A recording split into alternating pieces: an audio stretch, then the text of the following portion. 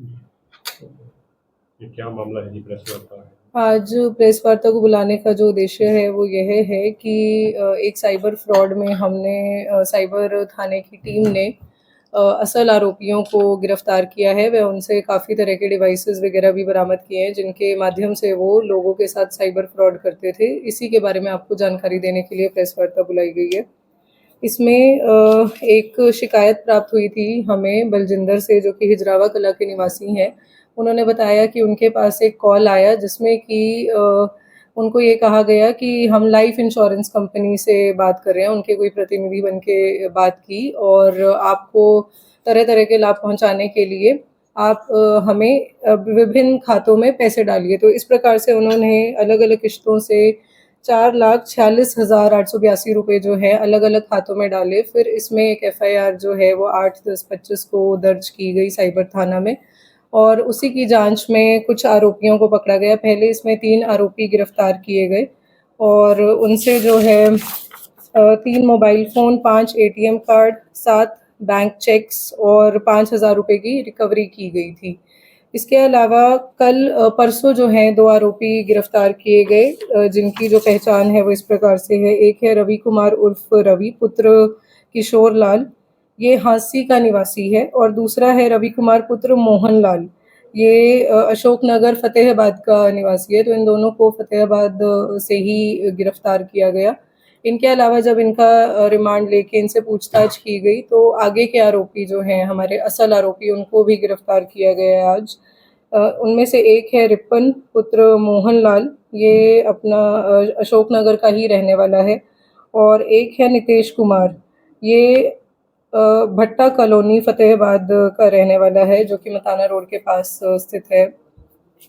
रवि कुमार उर्फ रवि और रवि कुमार पुत्र मोहन लाल, इनसे बहुत सारे जो हैं डिवाइसेस जिनके ज़रिए ये साइबर फ्रॉड को अंजाम देते थे वो रिकवर किए गए हैं, जिनका विवरण इस प्रकार से है। एक इसमें रेडमी A5 फ़ोन है, एक रेडमी A2 है, एक नारजोंगी मोबाइल है, नोकिया कीपैड मोबाइल है, डेल कंपनी का लैपटॉप है, कैनन प्रिंटर है, 3 सिम कार्ड हैं, एक ATM कार्ड, कुछ कंपनी के फर्जी टावर लगाने से संबंधित इनके पास दस्तावेज मिले हैं, और एक कंपनी के और इनके पास जो हैं 3 फर्जी मोहरें मिली है। तो इन सभी के माध्यम से ये लोगों के साथ साइबर फ्रॉड करते थे।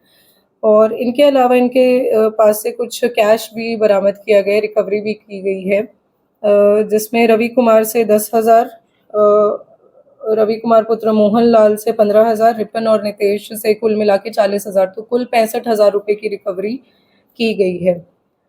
इसके साथ साथ मैं इस प्रेस वार्ता के माध्यम से आम जनता को भी ये संदेश देना चाहूँगी कि यदि आपके पास कोई भी फ़ोन कॉल, मैसेज या फिर लिंक आपको ऐसा प्राप्त होता है जिसमें कि आपको किसी प्रकार का लालच दिया जा रहा है या फिर अपनी पर्सनल जानकारी साझा करने के लिए कहा जा रहा है, तो आप उससे बचें और तुरंत 1930 पे कॉल करें। इसके अलावा यदि आपको किसी प्रकार के भय की स्थिति में भी डाला जा रहा है जिससे कि आप एकदम पैनिक हो जाते हैं, जैसे कि डिजिटल अरेस्ट का यदि आपको कोई कहता है, तो उस प्रकार की स्थिति में भी आपने 1930 पे कॉल करके अपनी कंप्लेंट जो है दर्ज करवानी है। इस प्रकार के फ्रॉड से बचना है।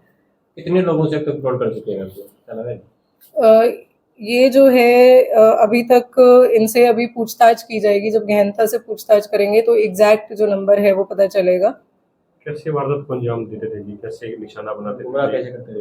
ये अपने आप को लाइफ इंश्योरेंस कंपनी का इन्होंने अपने आप को एजेंट बताया और कहा कि आपको इंश्योरेंस से रिलेटेड जो बेनिफिट्स होते हैं, कस्टमर आईडी और अन्य जो लाभ हैं वो आपको प्रोवाइड किए जाएंगे, और इसके लिए आपको पैसे जमा करने हैं। तो ये अपना खाता नंबर वगैरह देते थे जिसमें कि जो भी विक्टिम होता है पीड़ित से पैसे जमा करवाते थे। शिकायतकर्ता को टारगेट कैसे करते थे? किसी को डाटा लेते थे, किसी कंपनी से, बीमा कंपनी से, किसी खास एज के लोगों को इकट्ठ करते थे? बिल्कुल, जो साइबर फ्रॉडस्टर्स हैं उनका कुछ-कुछ एमओ तो होता ही है, जैसे कि एक तो ये डेटा प्रोफाइलिंग जो है, आपकी जो भी आपकी सोशल मीडिया पे डेटा आप साझा करते हो, अपनी पर्सनल जानकारी साझा करते हो, उसकी ये प्रॉपर प्रोफाइलिंग करते हैं, जिससे कि उनको एज और जो भी आपका प्रोफ़ेशन है उसके बारे में जानकारी लेके फिर ये आपको कॉल करते हैं। इसके अलावा ये जो बुज़ुर्ग लोग हैं या फिर महिलाएँ हैं उनको भी टारगेट करते हैं, क्योंकि उन्हें ऐसा लगता है कि इस वर्ग के लोगों को टारगेट करना जो है वो ईजी होगा। तो जो भी उनके लिए सॉफ्ट टारगेट्स होते हैं उनको ये अपने अलग-अलग तरीकों से उनके साथ साइबर फ्रॉड ये करते हैं। इनका मैडम आपराधिक रिकॉर्ड भी है, कोई पुराना मामले में पहले भी पकड़े गए हैं कभी? इसकी भी अभी जांच करी जाएगी। इसमें जो इनके ऊपर एफआईआर यदि दर्ज हुई है तो उसका सर्च किया जाएगा। बाकी थानों से एक बारी जानकारी लेके फिर ही पता चल पाएगा। इसमें ये स्टूडेंट हैं या क्या काम करते हैं, किस व्यवसाय से जुड़े हुए हैं, कुछ जानकारी मिली है? इसकी अभी इनकी जो है सारी पर्सनल डिटेल्स और जो भी है सारा इंटेरोगेशन करना है। अभी सिर्फ मामले से जो हमारे पास मुकदमा था उससे संबंधित ही जानकारी हासिल की गई है, केवल उसी की ही जांच की गई है।